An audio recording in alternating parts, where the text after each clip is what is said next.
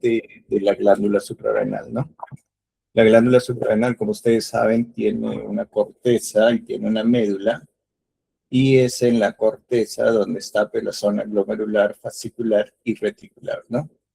Entonces, ¿qué sucede en esta glándula? Puede haber pues una hiperfunción como una hipofunción, ¿no? Ustedes ya han No, visto disculpe que capítulos lo corte. de endocrino, de fisioendocrino, han visto pues cómo es el comportamiento en esta glándula y fisiológicamente cuáles son sus acciones que cumplen, ¿no? Doctor, una consulta, disculpe que lo corte. Está compartiendo, pero no se logra ver la diapositiva. A ver, otra vez, ¿ya? Vamos. Entonces, me deja acá ventanas y, y ahora de No, está pronto compartiendo la ventana justo de la reunión, no la ventana de la diapositiva. Tiene que poner compartir pantalla completa, doctor, porque solamente está que comparte la pantalla del navegador. ya, lo que sucede es que no me permite compartir la pantalla completa. Me sale aquí, pongo pantalla completa y no me da el clic para compartir. Ujú.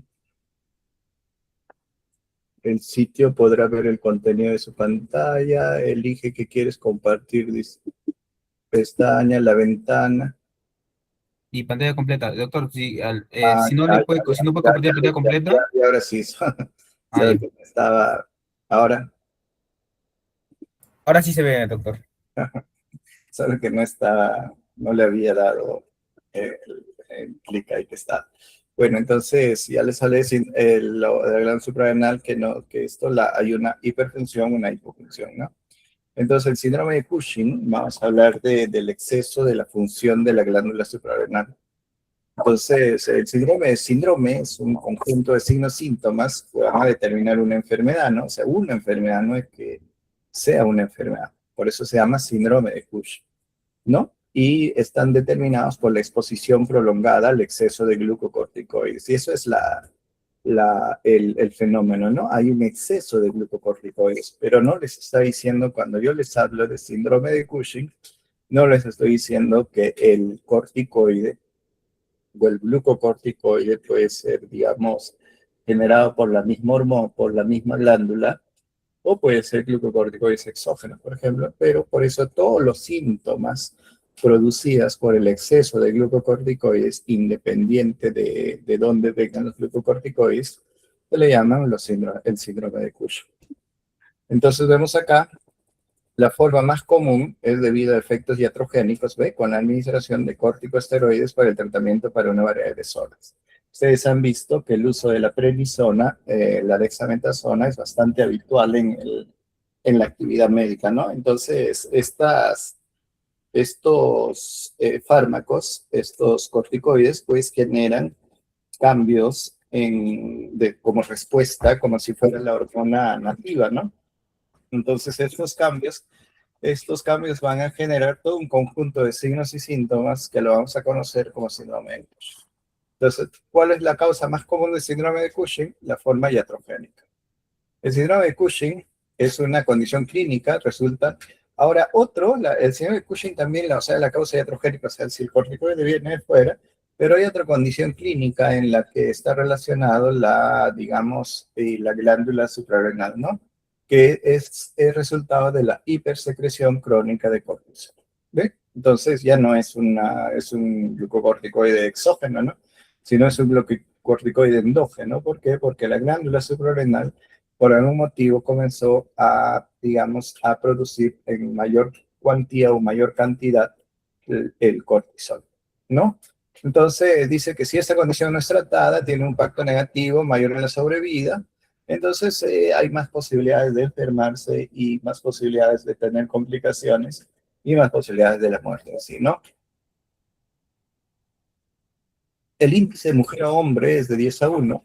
El índice de mujer a hombre es de 10 a 1. Esto es bien relativo, ¿no? Ahora en estos tiempos puede haber cambiado, pues porque ya no hay, digamos, toda la globalización y todo esto. puede haber cambiado, pero digamos, podemos encontrar más en mujeres, como se habían dado cuenta ustedes también, dentro de sus rotaciones, más se ven mujeres que en hombres. Mayor prevalencia entre 25 y 40 años, y miramos la prevalencia de mortalidad del síndrome de Cushing, ¿no? O sea, el exceso de glucocorticoides, que es lo que va a producir, ¿no? Aquí es la enfermedad de Cushing, ¿no? Y mira sobrepeso, obesidad, mira pacientes con hipertensión asociados a lo que es exceso de glucócortico, eso, síndrome de Cushing, ¿no? Intolerancia a la glucosa, diabetes, depresión, osteoporosis. Mira, si ustedes se dan cuenta, la morbilidad se incrementa en pacientes que tienen síndrome de Cushing. Entonces, causas del síndrome de Cushing. O sea, ¿qué cosa ha causado que estos corticoides estén incrementados? ¿No? Estén incrementados. Uno dice un síndrome de Cushing dependiente de ACTH, ¿ya? Esto es al revés, este es el 20%, acá esto y el otro del 80%. Entonces, aquí vemos el síndrome de Cushing dependiente de ACTH y el síndrome de Cushing independiente de ACTH. Por ejemplo, dice el síndrome de Cushing dependiente de ACTH, que es lo que va a producir a lo que vamos a conocer como enfermedad de Cushing. O sea, esto se produce un adenoma hipofisiario, y ese adenoma hipofisiario pues es capaz de producir en exceso ACTH, y eso estimular en exceso a la glándula suprarrenal, y a su vez producir cantidad de cortisol. Y a esto se llama enfermedad de Cushing. O sea, al fenómeno en que es dependiente de la glándula hipófisis y genera ACTH en exceso. Hay otro fenómeno que lo que llamamos síndrome de ACTH ectópico, ¿no? El síndrome de ACTH ectópico es un síndrome que está asociado justamente a tumores hipersecretores de ACTH, ¿no? Tumores hipersecretores de ACTH, o sea que son tumores no hipofisiarios, ¿no? Tumores no hipofisiarios. Entonces, estos tumores no hipofisiarios secretan ACTH ectópico y producen, pues, a su vez, exceso de cortisol, ¿ya? Entonces, este es el 20%. Y ahora los que son síndromes de Cushing independientes de ACTH, ¿no? Entonces, ¿esto qué significa? Por ejemplo, el adenoma suprarrenal. El adenoma suprarrenal, ustedes van a verlo, que se convierte, digamos, en un ente que no es gobernado ni regulado por el ACTH. Por lo tanto, comienza a secretar cortisol sin ninguna medida, ¿no? Otro, el carcinoma suprarrenal, y la forma iatrogénica, los demás son de menos, pero la iatrogénica, esto es una de las causas más comunes, ¿no? Por eso sería el 80%, ¿no? La iatrogénica, pero son independientes de ACTH. A ver, vamos a ver cómo funciona. Miren acá, ¿qué es lo normal?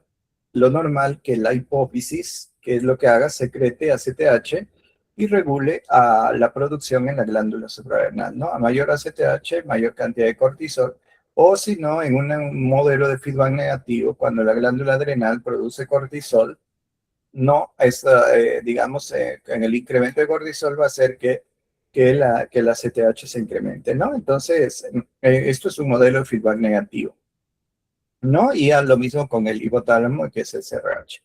Ahora el otro, el ACTH dependiente, por ejemplo, entonces digamos la enfermedad de Cushing. La enfermedad de Cushing ¿qué es lo que hay? Como ustedes ven, hay un tumor localizado en la glándula suprarrenal, pero es a manera de microadenoma. ¿Ya? Eso es una característica, ¿no? A manera de microadenoma. ¿Qué significa esto? No va a generar, pues, un síndrome de tumor de glándula hipófisis, como ustedes han visto, en la que se ve, pues, mianopsia bitemporal, ¿no? Por ejemplo, ¿no? Entonces, ¿por qué? Porque es bien pequeñito y solamente es un tumor bastante funcional, ¿no? ¿Qué es lo que hace este tumor en glándulas de la hipófisis? Va a generar una gran cantidad de ACTH, pero que incrementa la cantidad de cortisol, ¿no? Pero este cortisol no puede generar un feedback negativo, ¿no? Porque este tumor se hace independiente, no genera un feedback negativo, así el CRH disminuye, no va a generar un feedback negativo. ¿Ya? Entonces, a esto se le conoce como enfermedad de Cushing. Aquí les hablaba del síndrome ACTH ectópico. La glándula hipófisis está bien, el hipotálamo está bien, pero que hay un tumor secretor de ACTH, por ejemplo, un tumor pulmonar, ¿ya? Que secreta ACTH, ¿no? Que secreta en cantidades ACTH, ¿y qué es lo que va a resultar? ¿Y qué es lo que va a resultar? Este exceso de secreción va a hacer que el cortisol, pues, la glándula suprarrenal secrete cantidades de cortisol que van a inhibir al ACTH natural, al ACTH normal, al ACTH fisiológico, pero no logran, pues, disminuir la producción del ACTH ectópico, ¿no? El tumoral. Entonces, por eso se le dice un síndrome de Cushing al ACTH dependiente, ¿no? Todas esas cosas. Ahora, el CRH ectópico es muy poco probable que exista un tumor, pues, que secrete CRH, ¿no? Entonces, el ACTH independiente sí, es el síndrome de Cushing adrenal, ¿no? En la que la glándula suprarrenal va a generar una gran cantidad de cortisol, pero independiente del estímulo del ACTH. Entonces se hace independiente, ¿qué es lo que hace? Pues puede hacer que la ACTH disminuya, pero ¿qué significa esto? Que no va a inhibir a su producción. Entonces, a esto es lo que le llamamos como un síndrome de Cushing adrenal. Vamos a ver el siguiente cuadro y vemos que en la enfermedad de Cushing lo más común es un adenoma hipoficiario, ¿no? Es un tumorcito, enfermedad, acuérdense, enfermedad de Cushing. Y se presenta como macroadenoma en muy poco porcentaje. Porque hay un aumento en la amplitud y la duración de los episodios secretores de ACTH. Entonces, ¿qué es lo que sabemos? Que el ACTH y el ACTH, tanto en varones como en mujeres, ¿qué es lo que se va a hacer? Va a tener picos de secreción, ¿no? Va a tener picos de secreción. ¿Y qué va a suceder? ¿Qué va a suceder en pacientes con enfermedad de Cushing? No hay picos de secreción. Normalmente los picos de secreción son a las 8 de la mañana y a las 4 de la tarde o 5 de la tarde un segundo pico pequeño, ¿no? Entonces, en la enfermedad de Cushing no hay un pico. Miren, entonces casi durante todo el día está generándose, digamos, hiperfunción de la glándula suprarrenal. Vemos acá, ese problema es el ACTH. Miren, acá el ACTH hay una secreción autónoma de ACTH en la enfermedad de Cushing, o sea, es un tumor secretor de ACTH. Entonces, este incremento, ¿qué es lo que va a hacer? Va a haber una hiperplasia adrenocortical bilateral, ¿no? O sea, va a haber pues un estímulo de la glándula suprarrenal, ¿no? Un estímulo excesivo de la glándula suprarrenal, cosa que va a hacer que se incremente la formación de cortisol, la formación de cortisol en demasía, y este cortisol en exceso, ¿qué es lo que va a hacer? Esto va a hacer que se disminuya el CRH, obviamente, pero este cortisol, ¿qué es lo que va a hacer con el ACTH? Debería también disminuir ese ACTH, ¿no? Pero como hay una secreción autónoma, hay un bloqueo de ese cortisol, el cortisol no puede que suprimir la actividad de ese tumor, o sea, de ese tumor supra de la glándula hipófisis. Por lo tanto, hay un bloqueo en lo que es la activación o sea, la disminución de una forma inversa, ¿no? Entonces debería haber habido un aumento de cortisol, una emisión de CRH, una emisión de CTH, pero no es lo que sucede. Entonces, ¿qué es lo que pasa? Se va a perder el ritmo circadiano en la secreción de cortisol, no tienes picos en la mañana, picos en la tarde. ¿Por qué? Porque la secreción de ACTH se hace constante. Entonces vemos, aquí hay otro tipo de la secreción de ACTH ectópica, y esto se ve más en el carcinoma de pulmón, ¿no? Entonces, ya les he dicho, el problema es en el pulmón. El problema es en el pulmón. ¿Ya? Entonces, como el problema es en el pulmón, va a generarse un ACTH ectópico, en este caso de carcinoma de pulmón a células pequeñas. Carcinoma de pulmón a células pequeñas, miren en este caso, un tumor productor de ACTH y está estimulando a la glándula suprarrenal de tal manera que produce en cantidad de cortisol y el ACTH natural, fisiológico, normal, está disminuido, ¿no? Entonces este tampoco puede, digamos, inhibir un poco, pero quien comanda, quien todo, es ese ACTH ectópico. Entonces, tumores que producen secreción ectópica de ACTH, aquí tenemos al más del 50% de los casos, al carcinoma microcítico de pulmón, ¿no? Hay otros tumores carcinoides, intestino, páncreas, ovario, tumores de los islotes pancreáticos y entre otros, que es lo que pueden producir son tumores que pueden producir ectópicamente ACTH. Entonces, tenemos esta relación, ¿no? Entonces, ¿qué hacemos acá? Por ejemplo, entonces aquí tenemos nosotros picos, aquí en las personas normal tenemos picos a las 9 de la mañana de secreción de cortisol durante el día, algunos picos según las necesidades fisiológicas, y en la tarde un pico que es importante, ¿no? Y después en la noche el cortisol disminuye. Tanto en el síndrome de Cushing o en la enfermedad de Cushing como en el síndrome de ACTH ectópico, miren acá qué es lo que está sucediendo, es que no hay digamos, realmente unos picos, nada, sino está durante todo el día, está incrementado la secreción de cortisol. Ahora, miren acá, esto también es bien simpático, el síndrome de Cushing independiente de ACTH, ¿no? Tenemos acá un adenoma suprarrenal.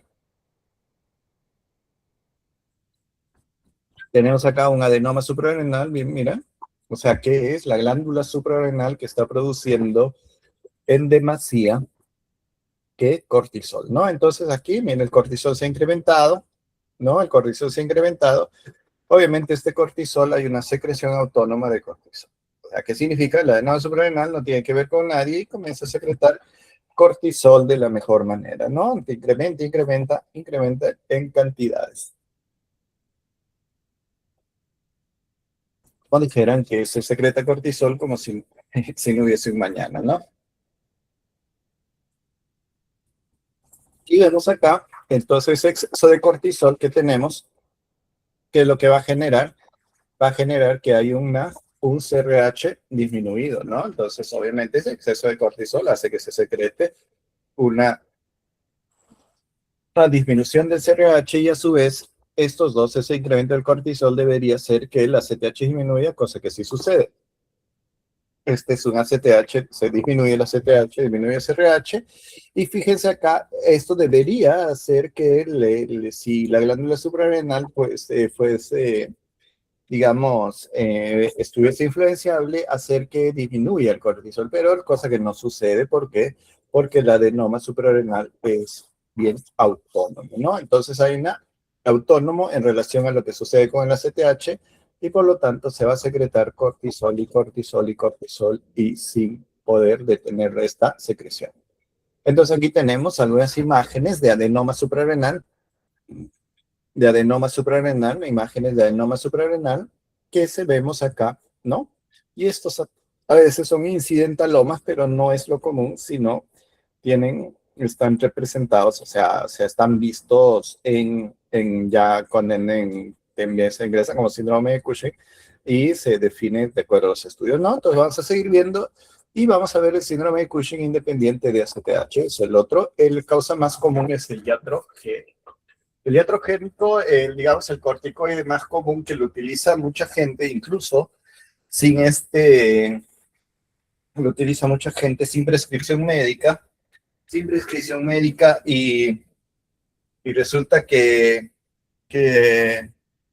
lo usan por mucho tiempo, es la prednisona, ¿ya? La prednisona.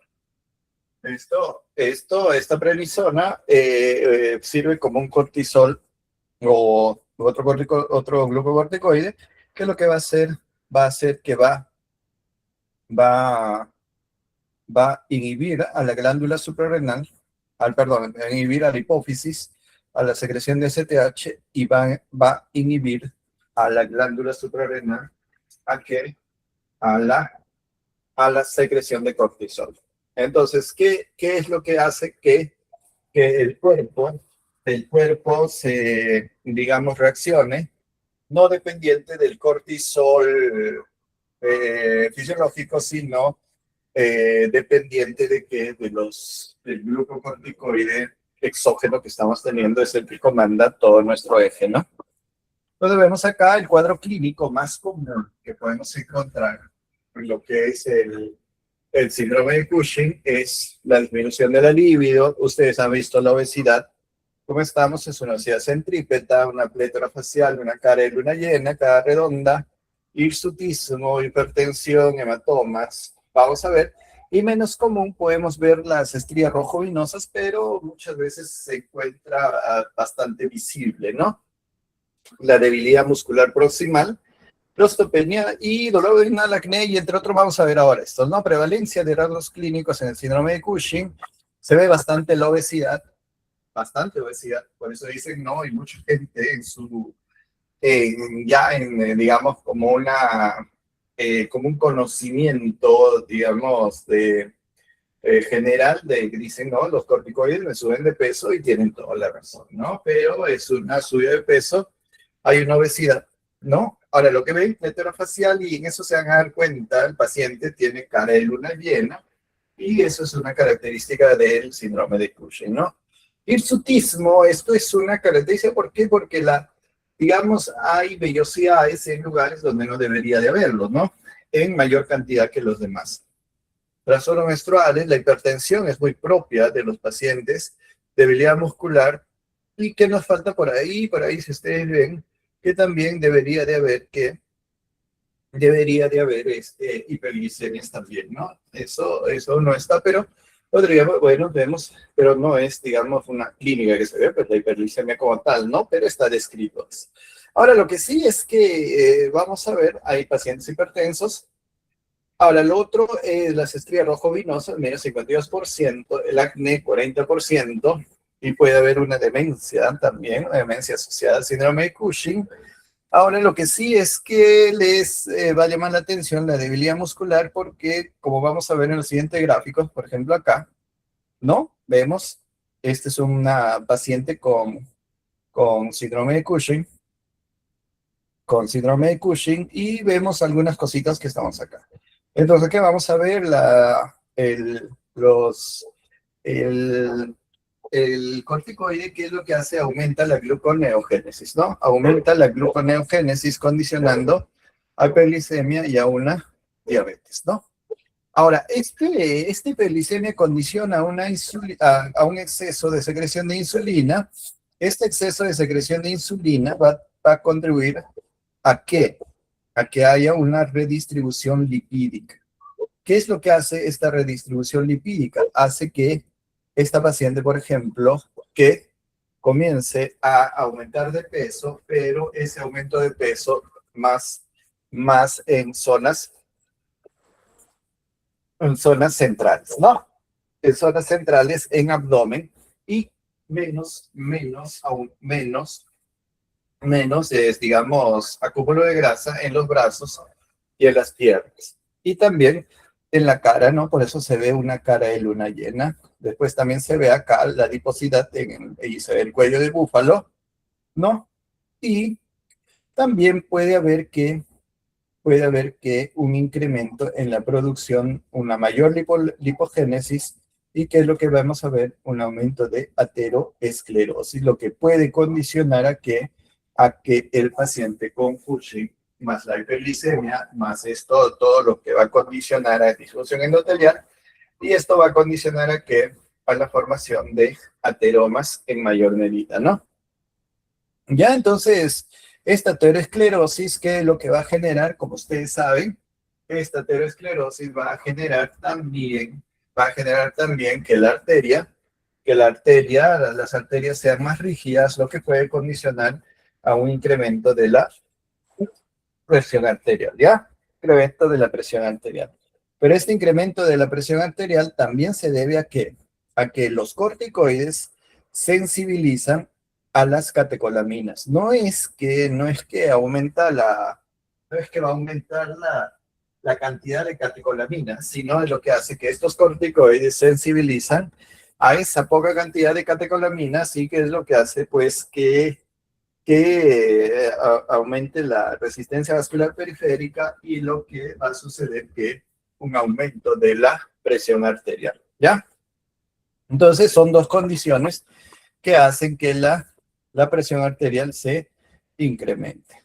Ahora también vamos a ver que puede haber un trastorno electrolítico y unos gráficos que están mejor.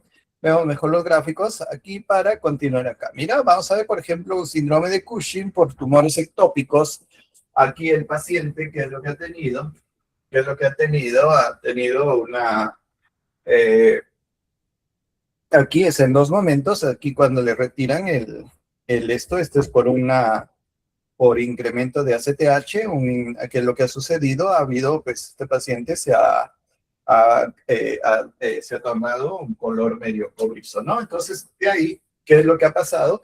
Le han retirado el tumor y en el segundo momento, en el segundo gráfico que está acá, este paciente está sin tumor y miren los cambios en la coloración. Aquí está lo que les digo, ¿no? La obesidad centrípeta, cara, cuello, tronco, abdomen. Si ustedes ven aquí, la paciente está aquí, ven una joroba de búfalo, ven la obesidad centrípeta, ven en el paciente con síndrome de Cushing, una obesidad a predominio de abdomen, miran estos bracitos que están delgados, bracitos delgados. Ahora acá la facies de luna llena o mejillas rubicundas. Esta es la evolución de un mismo niño. Entonces acá, ¿qué es lo que ha sucedido? Este niño era asmático y digamos, los corticoides pues mejoraban su estado asmático y iatrogénicamente, miren, en la fotografía con letra E, esto es síndrome de Cushing, ¿no? Este niño aparentemente subió de peso, pero consecuencia de los corticoides. Acá entonces los glucocorticoides, ¿qué es lo que van a hacer? Van a generar una redistribución del tejido adiposo, ¿no? Esta redistribución del tejido adiposo, por eso encontramos esto. Sí, por favor, les repito, pues estoy repitiendo muchas veces, esto es porque vamos a encontrar una obesidad centrípeta, o sea, una obesidad mayor a predominio de abdomen y con el adelgazamiento de los miembros. Entonces vemos acá osteopenia que puede causar fractura. Entonces, ¿qué es lo que pasa? Los corticoides tienen casualmente una acción sobre la vitamina D, ¿Qué es lo que hace? ¿Qué es lo que produce? Hace que esa vitamina D no tenga actividad o pierda la actividad en la luz intestinal. Y lo que produce, como ustedes saben, la vitamina D, un bloqueo de la absorción intestinal de calcio, ¿no? ¿Por qué también, además de eso, imagínense que este corticoide bloquea la actividad de la vitamina D periféricamente en el intestino? Sobre eso, miren aquí en el segundo punto que dice, se inhibe la hidroxilación hepática de la vitamina D. O sea, encima, terrible todavía, ¿no? Ustedes saben que la vitamina D se hidroxila primero en el hígado y luego se hidroxila en el riñón, ¿no? Para tener una vitamina D activa. Y hay una inhibición de la reabsorción tubular de calcio. O sea, toda la consecuencia, no tengo calcio, no puedo, o sea, la vitamina D me está impidiendo reabsorber calcio en los túbulos, me está impidiendo absorber calcio. ¿De dónde? De mi dieta, por el intestino. Entonces, ¿qué es lo que va a producir? Va a producir, obviamente, osteopenia. ¿Por qué? Porque va a haber ¿de dónde va a sacar calcio el cuerpo? Va a sacar calcio de los huesos para mantener esa necesidad de calcio. Entonces, ¿qué hace el aparato hormonal? Pues obviamente va a funcionar a mayor medida y va a jalar calcio de los huesos, lo que va a producir o lo que va a ocasionar es de que este paciente puede estar en riesgo de fracturas por compresión vertebral, ¿no? El otro es osteonecrosis, necrosis aséptica de las cabezas femorales, como está de gordita, entonces, ¿qué es lo que va a producir? va a producir un incremento en el contacto entre lo que es el fémur con la cabeza del fémur con el acetábulo, ¿no? Entonces, ¿qué es lo que va a producir? Una compresión mayúscula que va a hacer que digamos, haya una necrosis, por eso se le dice necrosis aséptica, ¿no? O sea, no hay un motivo infeccioso que es lo que podría condicionar a esta osteonecrosis. El otro es la osteoporosis en sí, entonces lo que les decía, ¿no? Entonces sacas calcio y, bueno, obviamente produces osteoporosis, ¿no? Liberas calcio de los huesos y esto va a ocasionar, pues, una osteoporosis bastante importante. Entonces aquí tenemos, aquí miren, hay un hipopituitarismo secundario, el tratamiento, ese es en otro caso, pero lo que está pasando que el hipercortisolismo disminuye la absorción intestinal de calcio, aumentando su excreción intestinal, obviamente, aumentando la paratormona, ¿no? Porque el calcio disminuye, aumenta la paratormona. Este incremento de paratormona, ¿qué es lo que va a hacer? Va a disminuir, o sea, va a hacer que calcio en los huesos y pues nos quedamos en osteoporosis, ¿no? Ahora, lo que sí llama la atención también, el hipercortisolismo, que es lo que va a producir una disminución en la actividad de los osteoblastos y de los osteoclastos también, y como la fuerza muscular disminuye, también hay una disminución en la densidad mineral ósea, ¿no? Todo esto, la formación ósea disminuida, todo va a contribuir a una disminución de la densidad mineral ósea, cosa que va a llevarnos a osteoporosis. Acá vemos los glucocorticoides. Miren, aquí bien particular y muy, este gráfico es muy descriptivo, que es lo que me dice que hay un aumento en la producción de la glucosa, pero a consecuencia ¿de qué? Del aumento de la gluconeogénesis. Aumento de la gluconeogénesis, ¿no? Este incremento de la gluconeogénesis, ¿cómo se llama? Este incremento de la gluconeogénesis, si hay una disminución en la sensibilidad de la insulina secundaria al exceso de glucocorticoides, aumenta la glucosa y a eso se llama hiperglicemia y con rangos de diabetes, ¿no? Ya, mira qué espectacular. Ahora hay un aumento, disminución a la sensibilidad a la insulina, cosa que lo vamos a llamar resistencia a la insulina.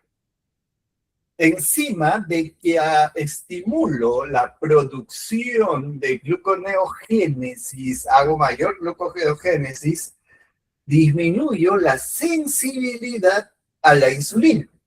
Cosa curiosa, ¿no? Entonces, ¿qué pasa? Mayor hiperglicemia. Ahora aquí también más adipogénesis, mayor lipólisis, y este glucocorticoides, mira, disminuye la secreción de insulina, cosa que ya con eso, pues mira, tengo menor secreción de insulina, menor sensibilidad a la insulina y mayor estímulo de gluconeogénesis. Definitivamente los corticoides, a la larga, el exceso de esos corticoides me va a llevar a qué? A diabetes secundario a esto, ¿no? Entonces, en el síndrome de Cushing, esto voy a verlo muy frecuentemente, ¿no? Diabetes. Las estrías rojo-vinosas, más de 1 centímetro de tamaño, podemos verlo en abdomen, flancos, nalgas, y pues esto es muy evidente en el paciente, ¿no? Estas estrías rojo-vinosas en un paciente con una obesidad centrípeta, ¿no?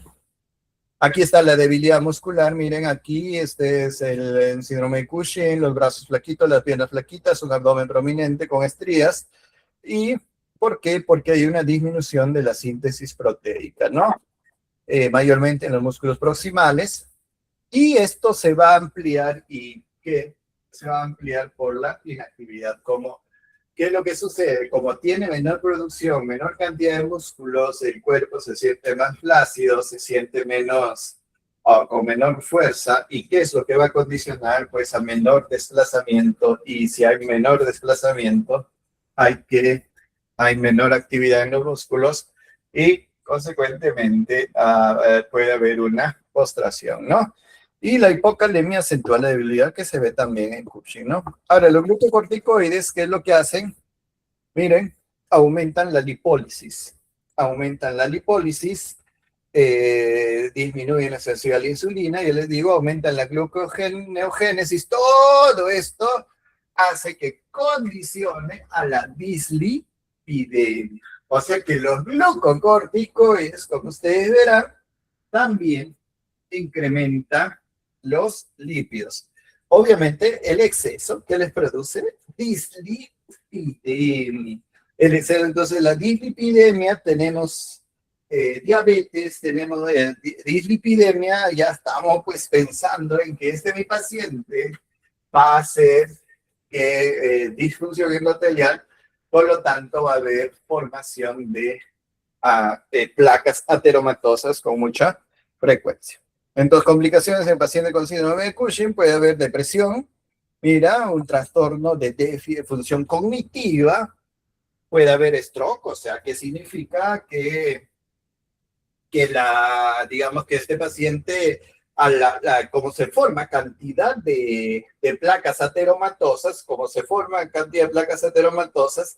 fácilmente, pero fácilmente puede condicionar a infartos de miocardio, como puede condicionar a stroke, que son las, digamos, que son los infartos cerebrales, ¿no? Entonces, miren qué importante es saber esto. Y lo otro, puede contribuir a las infecciones, ¿no? ¿Por qué contribuiría a las infecciones? Porque usted sabe que el exceso de corticoides disminuye la actividad de ¿quién? Disminuye la actividad de los macrófagos y disminuye la actividad de los linfocitos T. También esto es lo que nos va a producir, ¿no? Ahora vamos acá. Pueden también tener efectos tromboembólicos. Estos efectos tromboembólicos, porque dice que hay un incremento del factor 8 y del factor de von Willebrand, con una disminución de la actividad fibrinolítica y con incremento de homocisteína. Entonces, ¿qué puedo encontrar? Un paciente que me hace que una trombosis venosa profunda en el contexto de un síndrome de Cushing. ¿No? Entonces, vámonos bien. Ahora vamos a ver acá la hipertensión arterial. La hipertensión arterial, ya les dije por qué hay. Por un aumento de la sensibilidad a las catecolaminas, ¿no? Aumento de la sensibilidad a las catecolaminas, aumento de la resistencia vascular periférica, y lo que va a condicionar ¿a qué? Va a condicionar a que haya una,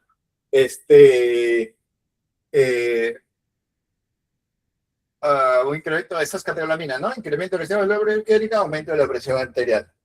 Entonces, después también, ¿qué es lo que sucede? Que el cortisol como tal, digamos, puede también ejercer digamos, un efecto sobre los receptores de los mineralocorticoides, porque son parecidos, ¿no? Entonces, el exceso de glucocorticoides también, que lo que hace, estimula a los receptores de mineralocorticoides. Entonces, al estimular a estos receptores de mineralocorticoides, ¿qué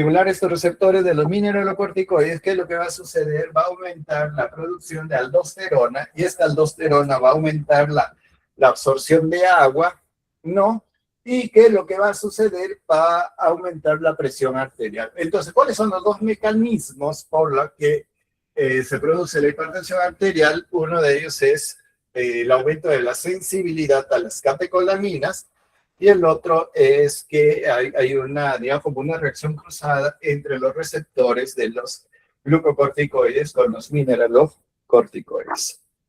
Vamos acá, esto lo pasamos, y aquí están los síntomas psicológicos, ¿no? La habilidad emocional, depresión, irritabilidad, ansiedad, muy propios, que, digamos, no tienen una explicación fisiopatológica muy cierta, pero se observa bastante en pacientes con síndrome de Cushing, ¿no? Miren, Qué importantes son todos los síntomas. ¿Cómo nos aproximamos al diagnóstico? Medimos cortisol en orina. Si el valor 3 veces a 4 veces mayor es superior al normal, entonces decimos que el problema que el que estamos observando es porque por un exceso de cortisol. Entonces, ahora ese exceso de cortisol, me pregunto, como ustedes dicen, a esto es dependiente de ACTH o independiente de ACTH, ¿no? Entonces, si es dependiente de ACTH o independiente, a ver, como vemos, no sabemos, entonces, ¿qué es lo que hacemos? Una prueba de supresión con dexametasona. Administramos 1 miligramo de dexametasona, ¿ya? Y medimos el cortisol en la mañana, ¿no? Entonces, si yo administro dexametasona en la noche, ¿qué es lo que tengo que esperar? ¿Qué es lo que tengo que esperar en mi hipófisis? Que se inhiba, ¿no? Que se inhiba el ACTH y mido el cortisol en la mañana y pues voy a encontrar inhibido ese cortisol en la mañana, ¿no? Voy a inhibir ese cortisol en la mañana, ¿ya? Entonces, ¿qué es lo que va a suceder? Si es que yo administro, digamos, glucocorticoides o dexametasona en la noche y al día siguiente no se ha inhibido ese cortisol, no se ha inhibido Entonces, ¿qué va a suceder? Es que esa glándula hipófisis no me está respondiendo ¿a qué? No me está respondiendo a la inhibición por feedback negativo. Por lo que puedo decir ahí que esto es una enfermedad de Cushing, ¿no? O sea, ¿qué pasa? Que no está, está pues aquí en la glándula de la hipófisis, está que secreta en cantidades. Yo defino ahí una enfermedad de Cushing. Y si es que logro inhibir este cortisol en la mañana, puedo decir un síndrome de Cushing, incluso pues ahí puedo decir que hay un síndrome de Cushing ectópico, ¿no? Ectópico, o si es que el ACTH también está incrementado, ¿no? Entonces, medimos tanto el ACTH como el cortisol, ¿no? Entonces, vemos, así hacemos el diagnóstico de supresión. Ahora vamos a ver un poquito de insuficiencia suprarrenal. Tenemos 2 tipos, primaria o secundaria. La insuficiencia suprarrenal primaria está asociado a ¿qué? Está asociado digamos, a lo que vamos a conocer como la enfermedad de Addison, ¿no? En la que hay un bloqueo hormonal completo, pero completo de lo que es la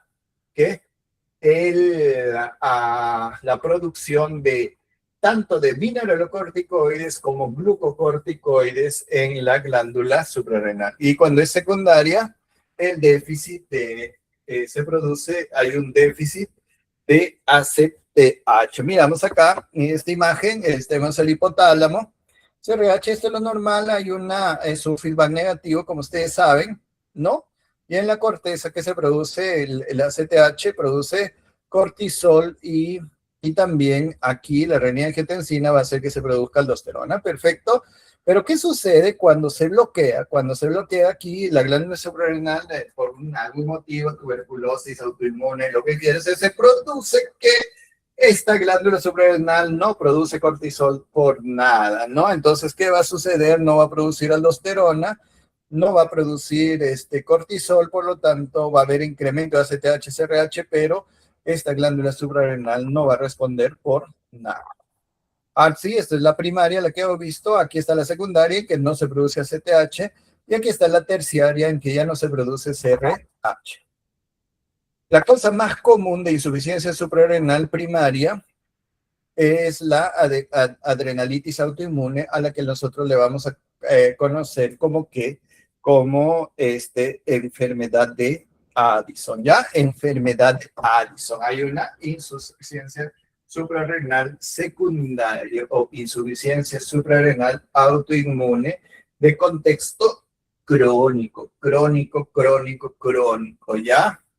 Ahora hay otras adrenalitis infecciosas que pueden producir insuficiencia suprarrenal, en este caso, por ejemplo, algunas especies de micosis, la tuberculosis, ojito, la tuberculosis produce, en el Perú por lo menos se ha visto que produzca insuficiencia suprarrenal, cánceres, y miren acá, el ketoconazol, fluconazol. Entonces, ketoconazol y fluconazol, esto ustedes lo han visto como antimicóticos, pero miren lo que produce aquí, el ketoconazol.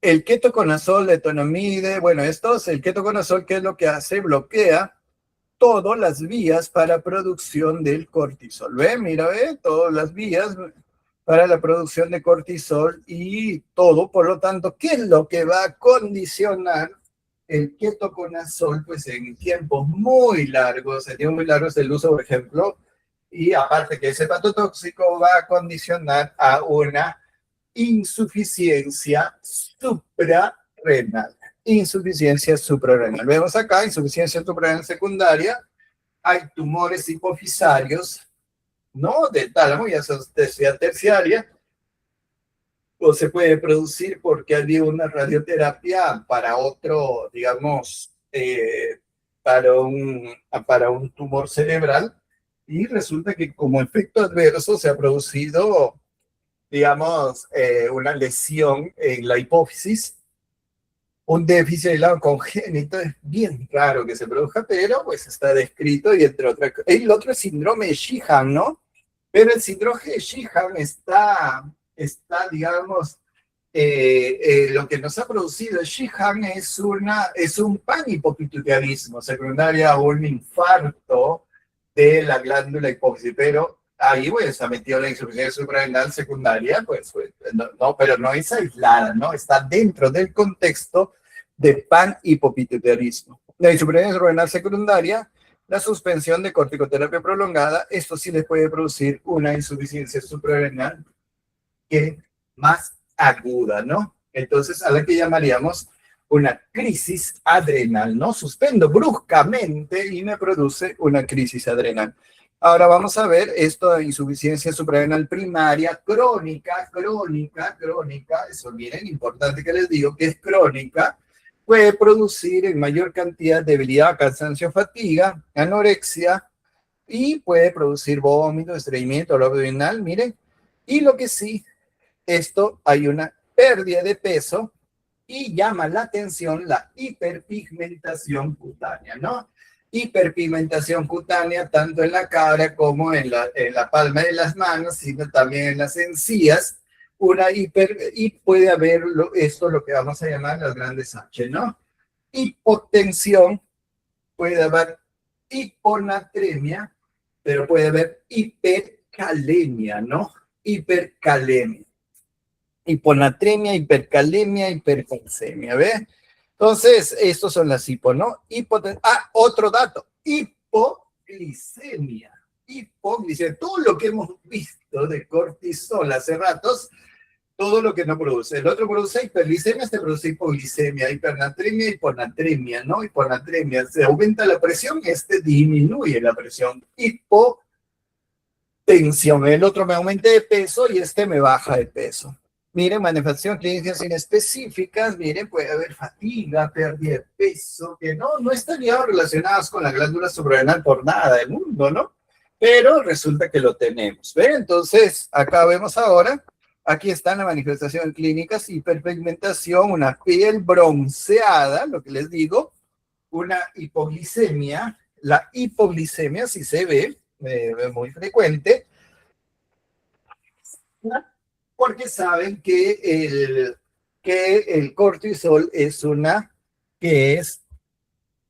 una hormona contrarreguladora, ¿no? O sea, hipoglicemia produce hiperglicemia o aumento de la glucosa, secundariamente es el cortisol, pero como aquí no hay, produce hipoglicemia, ¿no? Entonces, y esta hipoglicemia, o sea, no hay respuesta al estrés, ¿no? Entonces, o sea, incluso cuando nosotros caminamos, corremos, se necesita glucosa, ¿qué es lo que pasa? Por eso hay sensación de fatiga, ¿no?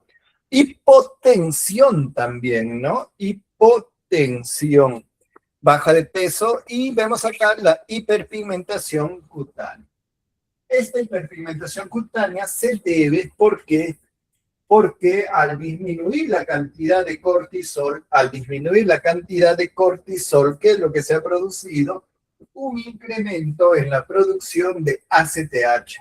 Entonces, se produce un incremento de CRH, y este CRH, ¿qué es lo que hace? Estimula la formación de POMC, que es la propia melanocortina. esta propia melanocortina aumenta la secreción de ACTH y como estimula la producción de melanina por los melanocitos. Entonces, ¿qué es lo que va a producir? Va a producir una piel bronceada, se llama eso, ¿no? Entonces, como si tuvieran a sus perros en casa, levantan las encías y se ve negro y eso es parecido a la encía de perro, ¿no? Entonces, y se ve una piel bronceada, ¿no? Del paciente adelgazado y en esas características. Hipotensión arterial, fácil, ¿no?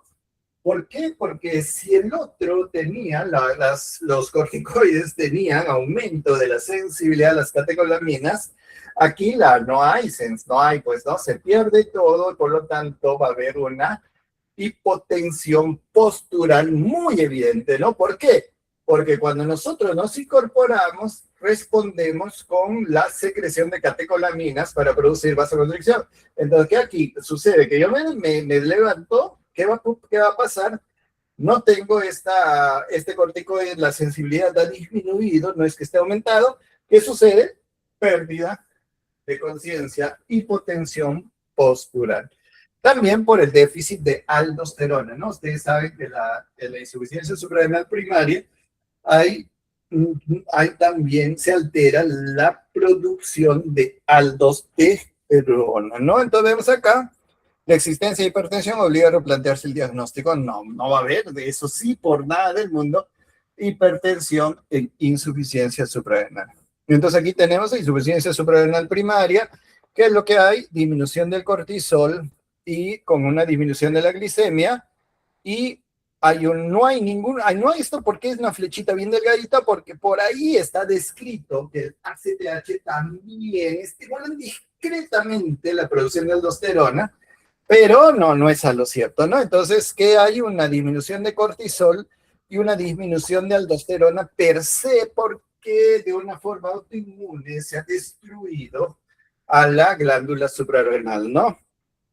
Miren acá, entonces ahí esto lo que hace un aumento del potasio con una disminución de sodio, ¿no? Entonces hay hipercalemia con hiponatremia por la disminución de la aldosterona. Miren acá, y que va a resultar en hipotensión arterial. Ya ves, ¿no? Evidente, el ACTH se incrementa, el CRH se incrementa, y lo que va a producir la hiperpigmentación, el ACTH, la hiperpigmentación, y también la propia melanocortina ha producido un incremento del estímulo de los melanocitos. ¿Ven? Y aquí nos vamos explicando cada signo y síntoma, ¿no? No olvidar que se presenta acidosis metabólica, obviamente, ¿no? Entonces aquí, miren, aquí está la aldosterona, si yo bloqueo, no hay aldosterona, entonces no hay disminución renal de sodio, ¿no? Hay hiponatremia, y esa hiponatremia me va a llevar, y aquí está, después hay una disminución de la circulación de la sangre, el volumen circulatorio, cosa que me va a llevar a hipotensión, ¿ven? ¿Listo? Ahora se disminuye la excreción renal de sodio, de potasio, digo, lo que me va a llevar a que va a haber a una hipercalemia. ¿Ve? Todo está demostrado y listo. Anomalía de laboratorio, hiponatremia, hipercalemia, hipercalcemia e hipoglicemia. Así que de alguna forma, todo lo que ustedes ven en el paciente con insuficiencia suprarrenal tiene un trastorno explicado fisiopatológico. La insuficiencia suprarrenal secundaria sería que no haya ACTH por radioterapia, por lo esto, y que va a pasar con una disminución de cortisol, una disminución de la glicemia, y digamos acá no habría efecto mucho de la aldosterona porque está preservada, porque el ACTH no influye tanto en la aldosterona, ¿no? Entonces, ¿qué diríamos? Que no habría pues una hipoglicemia, más no habría hipotensión, no habría hipercalemia, y el paciente tampoco estaría con una facies todo digamos, bronceada, ¿no? Porque eso está asociado a incremento de ACTH. La hiperpigmentación no está presente, la hipotensión es menos prominente, claro, y la hiponatremia presente muchas veces sí, muchas veces no, pero no, generalmente no. Y la hipoglicemia, eso sí es más común en la insuficiencia suprarrenal secundaria, ¿no? Y porque además de eso, mira, además de eso, esta tumoración que, bueno, no responde, la CTH ya no se produce, va a producir también una disminución en la hormona de crecimiento y lo que hace que pues en las hormonas reguladoras no aumenten no haya hiperglicemia, no aumento de la glucosa, ¿no? Puede haber síntomas de tumor hipoficiario hipotalámico, sí, porque esto puede estar asociado a un adenoma, una producción, un panhipoproteitarismo, ¿no? Entonces, lo dejamos ahí. Crisis suprarrenal. ¿Por qué sucede esa crisis suprarrenal? ¿Por qué? ¿En qué momento? ¿En qué situación? Cuando ustedes le dan corticoide a una persona por más de 14 días, le dan corticoides por más de 14 días, ¿qué es lo que va a suceder? Va a suceder que se ha bloqueado el ACTH, se ha bloqueado la producción de cortisol y al bloquear, ¿y quién comandado? Ha comandado el glucocorticoide, digamos, exógeno, ¿no? Entonces yo le quito, entonces mientras tarda todavía digamos, el ACTH en recuperarse, el que tarda la glucosa en recuperarse, digamos, el cortisol en recuperarse, obviamente esto significa como una insuficiencia suprarrenal primaria, sí, pero primaria y secundaria a la vez, y puede pasar una crisis suprarrenal, ¿no? Fiebre, hipoglicemias, dolor abdominal, náuseas, vómitos, puede de todo encontrar en este paciente y determinar. Por eso es que al paciente, de verdad, cuándo usted ha tomado, desde cuándo está tomando y hasta cuándo tomó corticoide, ¿no? Y para suspenderlo, si se suspende bruscamente, puedo generar una crisis suprarrenal. Y como último esquema, un hiperaldosteronismo primario, el exceso de producción de aldosterona que se llama síndrome de Cobb, que hay hipocalemia, hipertensión, alcalosis metabólica, y está el doctor Cobb. Bueno, esto ha sido un recordaris para ustedes, porque eso todo ya lo han visto, ¿no? Supongo, ¿no? Ya lo han visto cuando en sus clases, y ha sido un recuerdo para que ustedes puedan así activar su razonamiento. Pueden activar su razonamiento asociando los signos y síntomas de los digamos, de los corticoides, del exceso de corticoides, así como el exceso, así como la disminución de la actividad de los corticoides. Bueno, espero que les haya gustado. Nos vamos a seguir coordinando. Si Fabiola todavía está viva, vamos a coordinar con ella la siguiente clase. Bueno, yo el día jueves no voy a poder. Nos vemos. Chao, chicos. Sí, Muchas gracias, doctor. doctor. Cuídate, Gracias, doctor, gracias.